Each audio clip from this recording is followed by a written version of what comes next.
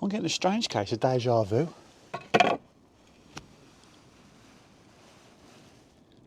Have I been here before? Hello everybody, hope you're well. We've got plenty to be getting on with and we're going to crack straight on with it. But at the end of the video, the winners of the Excavator wallet competition in coordinates with our fundraising thing that we did at the back end of last year will be announced. So stay tuned for that. Let's crack on. Well, it's a beautiful yet bitterly cold morning, and today is a big day.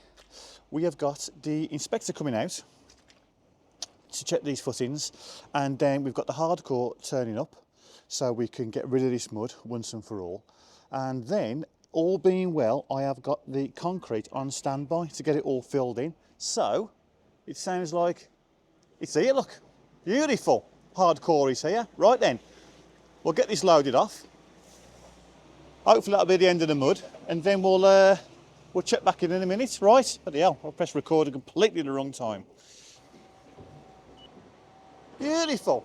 This is about 4 minutes after our last bit of footage, so this is really quick. I'm really getting the benefit now, taking that fence out. The driver, although you can't see him, ironically, the driver can see exactly what he's got to do. He turns up, that's an easy one. Up and over he goes, and it'll really come into its own once the concrete comes a little bit later on this afternoon. Now, the reason why it's hardcore first and not the concrete is because it's the same company that are doing both, and this is the order that they could do it. So that's basically that. Once he's gone, we're going to distribute all that around, and then the days of the mud bath will hopefully would be behind us to a certain extent. I've got to then jump down into the footings, into the trench in preparation for the inspector and tidy it all up. We'll go into that a little bit later on once he's gone. A little bit of claps over there I'll show you. Got to dig all that out, get it all nice and clean, ready for him or her, and see if they're, make sure they're happy for the concrete. Beautiful. Right, let's do a bit of back breaking, shoveling of MOT. Well, as Mark continues enjoying himself doing that over there, I'm going to spend my time getting that bit of collapse out, tidying up the footings down there. This is really the main cause of concern here. Ready for the inspector, just to make sure he's happy. Yeah, and then we'll get that water out as well, and then we'll see what they say. We'll see what they say when they turn up, and hopefully it will be a green light for the concrete.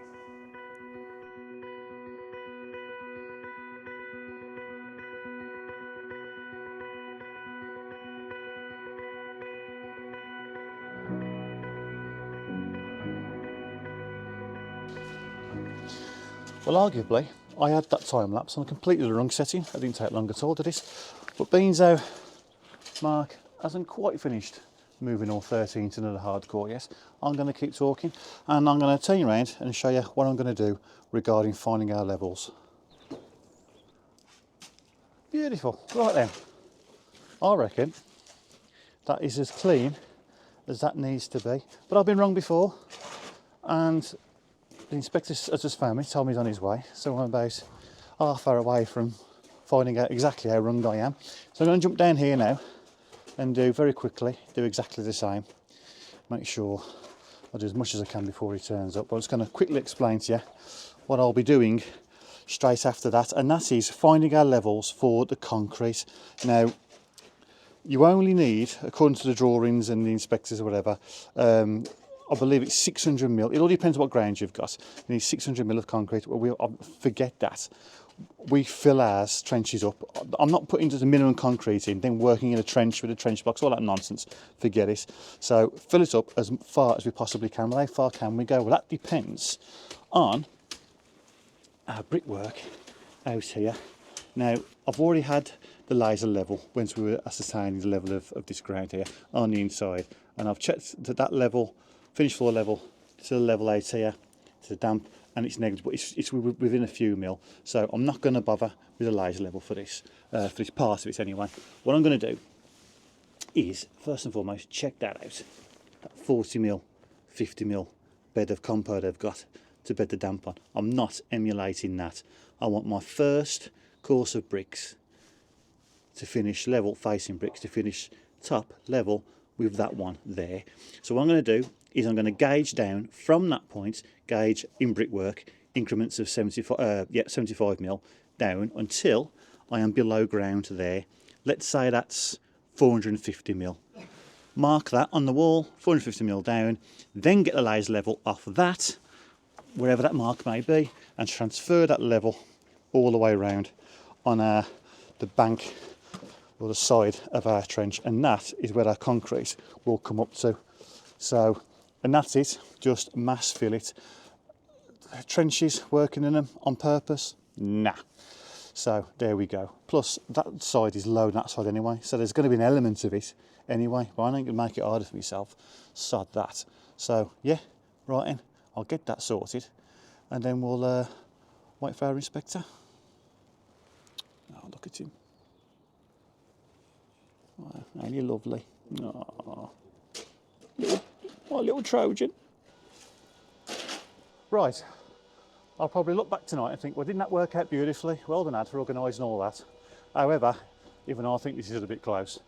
The building inspector has just been, okayed everything, good to go. Concrete, which I didn't realise was books, I thought it was, I'll let you know, has just turned up. So, yeah, 5 minutes within each other. Anyway, as I say, it's all going to work out beautifully. Aren't I good for organising stuff? I'll turn you around now. I'll show you the levels that we got sorted, and then yeah, and then we'll pour this concrete.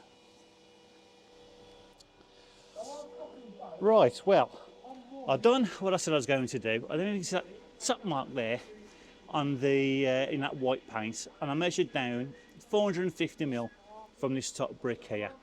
Took that level with the laser level, transferred that over there. However, what's happened is, because that's where the grab was going and taking all the stuff, it's took a little bit of the ground away. Not a problem. All it meant was that if we transfer that level with the concrete all the way around, we're out the ground over there. Now, if you've got time to shutter it, or you want to spend that time and money and whatnot, fair enough, whatever. Do what you want. It means not working in the trench.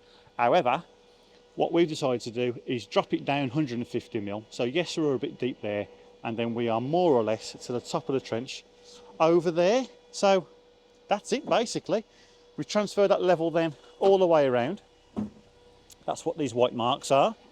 And then we'll just fill the concrete up to that, and then we'll do the finessing, leveling, get the laser level back out, make sure it's all flat a little bit later on, but there is where we need to be. Another reason why this fence is great to have out. Look at it, straight in, no pump, rarity for our jobs, no pump. Shoot it straight in, and away we go. He's going to put a lean mix in to create a bit of a dam, and then fill it up. We're going to rake it all the way around to that level, and then that will probably be that wagon empty, and then another wagon's going to come and fill the easy bit up over there. There we go, that's it. Not a lot more else I can say about it. Right then, let's get this concrete in, get a bit of raking done, and yeah, then get ourselves out of here.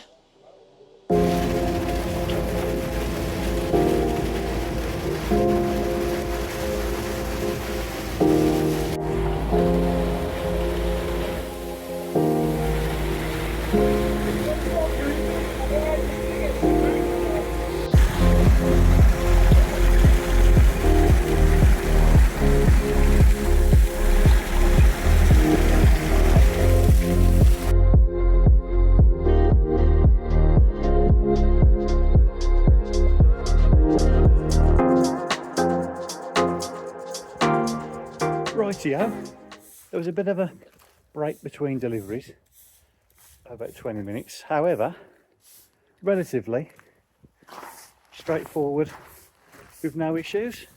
So there we go, we're in. We've got it up to the marks of where we want it to be.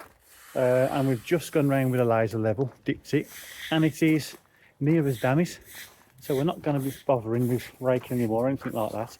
There's a little bit of a high spot here. All we're going to do with that is go over it with the Dappler. Dappler? Put it in the comments. I think it's Dappler. That'll flatten it all out. And that's it. Waiting game then. Let it go off. Excellent. Dappled, flattened. That's what's happened. Beautiful. There we go. Looks solid, doesn't it? But no matter what your brain tells you, do not try and walk in it. All right, after a couple of days at least. Right then, on to tomorrow. Go on, Mark, go on, go on, go on, all the way. Beautiful. What a pair of grafters, what a team we make, eh? What a team. Cheers.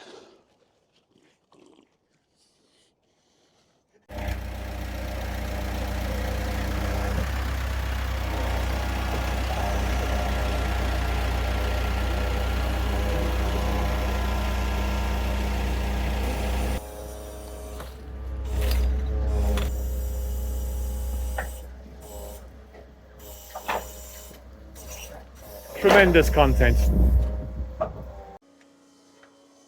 Well, doesn't that look more appealing? Excellent. It's not about getting any levels, nothing like that. It's just covering all the horrible, clayey, muddy badness, making it more pleasurable place to be. And well, it is now, isn't it? Oh, it could be anywhere, couldn't you? Could be anywhere. As you've seen, I've had a delivery. Apologies for the noise. Mark is just jet washing the road off. We've had our last grab gone, so get all that nice and clean for the neighbours. Don't want any complaints. Going to load some blocks out now. I'm going to leave them where they are and have them off that stack as and when I need them, because, I don't know if you know this or not, Class B engineering bricks, if they're as much as damp, they are an absolute nightmare to lay. So I'm going to leave them there, extra covering on top, cut the plastic, leave it on, but just cut it, let the air get around it, because all that moisture that's inside, look, we want to try and get that out and keep them as dry as possible to give ourselves the best chance of being able to use them when the concrete goes off, which I'm going to leave for a couple of days because it's still very wet. And yeah, so that's basically that. So gonna get some levels down, gonna get some set up, some setting out done, and yeah, I'll wait a couple of days, I think. Take two. Right then, I was going to show you how we're going to set out this extension. Been inside and I've took a laser level of the finished floor level in there. Now at the moment it is laminate flooring, and I believe that's going to be continued throughout. So in that case I have taken the measurement down another 15mm to allow for that, because we're after the finished floor level. Or the floor level, not the finished floor level, not the floor covering level. That's important because we want the doors to go in and have a least transition from inside to outside as possible. We don't want to be having to step over a big threshold or whatnot, which is why this is important. So, taking that 15mm into account, which I've laid for laminate flooring, if you're going to do it, if you want the measurement to go down, you've got to move the receiver up. Don't get caught out. So, I've took the measurement, and I've put these random pieces of wood in the corners, both of them, and then wherever that then lines up, which is there, I'm going to mark it. Mark the same, do the same with that post, and then on the building, and that's it. That is our building line. Whatever that measurement is, then from that pencil down, we've got to make up with our brick and block work. Hopefully, if we've done the concrete right, we'll be within a few mil of gauge, which is increments of 75mm in this case. And that is basically it. And then we've got to build it. That doesn't tell you where to build it. And what we're going to do is, and a top tip for you, when setting out something off a building, we want this wall, the back wall, to be parallel with the existing house. Forget about the sides. You can quite easily put a line down the gable and bring it all out and build to that. But what we want to do, we want to make sure that this wall is parallel with the existing wall, and then we build our corners 90 degrees, as close as possible, into the existing. So what we build is square. That may mean it's not necessarily square with the existing building. That doesn't matter, because we want our roof to be as easy as possible to build. So if it means that our square extension goes a little bit on the scunt to the building, that doesn't matter, because as long as what we build is square, roof goes on, that can be pattern cut, all that sort of stuff makes it far, far easier. That is basically it. And all we're going to do with that is measure off 4 metres to the external wall here, measure 4 metres there, put a line across, boom, that's it. Then our corners, as I say, 90 degrees in, and that's it. That's all we're going to do. So we're going to set that up now in preparation for next week when we're going to return. and start building. And that's it. What do you say, Mark? Superb. There you go. Superb, he says. Brilliant. Righto. Excellent. We're building. Had the mortar delivered yesterday, and I really like that, the idea of getting it delivered. I'm going to make that work for me in as many jobs as I can moving forward now. Logistically, puts another issue in there, something into the mix you got to iron out. But if I can work that out, which I think I can now, got my head around it, I am going to make it work, because if I'm on my own, it's just so much easier. You can just turn up and just go for it. Speaking of going for it, we couldn't yesterday because the weather was a bit pants, but blue skies today, so this is it. This wall, as mentioned, has gone in parallel to the house, and then I've got a line down the side of the house, kept it a line's width away, all the way down. I've gone as far down, or you're supposed to go down as far down as you possibly can. In this case, it's to the gate, and then make sure it's not kicking in, and make sure it's not way off. A line's width away, all the way down, and then take that down and stake it in the ground, well out the way over there. That then, at the very least, once that's plumbed down off that line, that tells you where that corner needs to return back to the house. As I say, at the very least. Now, if you build the corner like I have, and then check it for square, again, square to the house, going down the side of the house following the line, as you can see, we're all right, we're good. And in my experience, doing this method, this tends to work 9 times out of 10. When I mentioned earlier about if the house is all over the place, you've got to keep it parallel. Usually, they're not all over the place. They're pretty good. So that's that. So this wall now is as high as I can go with the block work. This is never going to be seen. This is obviously below ground. And what we want to do, you can see that, how if I was to put another course of blocks on there, you'll be able to see them from the path, which is an absolute no-no. So it's engineering bricks from this point on. Think of this as when you put like a damp-proof kind of protection round a fence post, because as we all know, it's where the fence post meets the ground is where it starts to rot. So I know it doesn't rust, but bear with me. So from bricks from that point onwards there, it sort of gives that that sort of barrier as much protection as possible, because that's where the water's going to hit it. That's where it's all going to get attacked, and the blocks aren't good enough for that. And engineering bricks are the bricks, or Class B's. What is it, code 2? I forget now, top of my head. Anyway, I'll put it on screen what I'm trying to say. Those bricks are. Anyway, so compo is a little bit runny, so I'm going to keep on the blocks for now. Back it all up, get some music on, and see how far we get.